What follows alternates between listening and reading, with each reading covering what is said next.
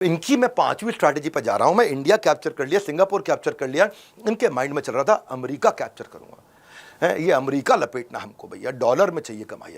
अब हम American dollar कमाएंगे। 89 में इन्होंने क्या किया, मैकेंजी से बातचीत किया। मैकेंजी कंसल्टिंग कंपनी थी। मैकेंजी ने इसको एक प्रोजेक्ट दे दिया HCL को कि मेरे अमेरिका में जो कस्टमर है, मैकेंजी समझ लो बीच का आदमी हो गया, बीच का आदमी हो गया। अमेरिका में जो मेरे कस्टमर है उनके लिए आप यूनिक्स कंप्यूटर बना देंगे। मैकेंजी जैसे बोला यूनिक्स बना देंगे। इनके पास जब कुछ नहीं होता तब भी तैयार होते, सब हो जाएगा। जब कोई पैसा नहीं, कोई आदमी नहीं, कोई फैक्ट्री नहीं, तब इन्होंने देखो भारत का पहला कंप्यूटर विश्व का दूसरा कंप्यूटर बनाया है। तो यूनिक्स बनाने में क्या बना देंगे। सिलिकॉन वैली में जाकर के, सिलिकॉन वैली, आज सिलिकॉन वैली का कितना नाम है। ये उस समय लेट 80s में, 89 के अंदर सिलिकॉन वैली में अपनी फैक्ट्री खोल दी है। पैसा नहीं था उस समय भी। वहाँ पे 200-300 बिलियन डॉलर की मार्केट थी। वहाँ बहुत कमाई की अपॉर्चुनिटी थी सिलिकॉन वैली में। इनका दिमाग उसी में था। इनको तो पैसा कर लेंगे जुगाड़। ICICI बैंक पे गए, उससे पहला 5 करोड़ रुपए उठाया। भाई लगाओ, फैक्ट्री लगा दो, चालू कर दो, वहाँ बहुत पैसा, बहुत कमा लेंगे। आज लगा देते हैं, थोड़ा लगा दिया, यूनिक्स बनाना शुरू कर दिया। इनको क्लाइंट भी मिल गए।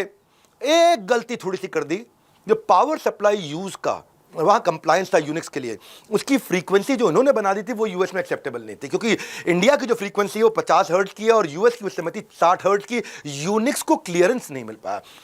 फैक्ट्री भी लगा दिया, मैन पावर भी लिया है, कंप्यूटर भी बना दिए, एक भी यूनिक्स नहीं बिका।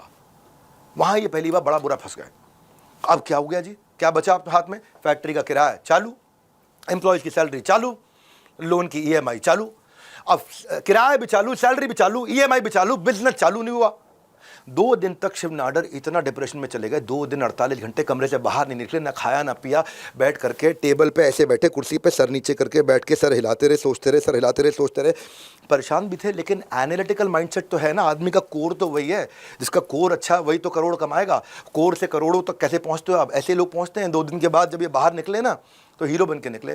पार्टनर से बोला US में ऑपरेशन रैप अप नहीं करेंगे। पार्टनर ले गए, पगलाए गए भैया। है इतना पैसा बर्बाद करा दिया तुमने यूनिक्स में।